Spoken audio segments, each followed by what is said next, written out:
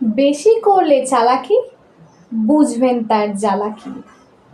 যারা মিষ্টি বিক্রি করেন তারা মনে করেন আমরা তো মিষ্টি খাই না, তাহলে মিষ্টিতে ভেজাল মেশালে ক্ষতি কি। আর বেকারির মালিক মনে করেন যে আমরা তো রুটি বিস্কুট খাই না, তাই তাতে পচা ডিম আর ময়দা মেশালে ক্ষতি কি। আর ফল বিক্রেতা মনে করেন আমি তো ফল খাই না, তাহলে তাতে কেমিক্যাল মেশালে ক্ষতি কি। আর মাছ বিক্রেতা মনে করেন আমি তো ফরমালিনযুক্ত মাছ খাই না, তাহলে ফরমালিন মেশালে কোনো সমস্যাই নেই।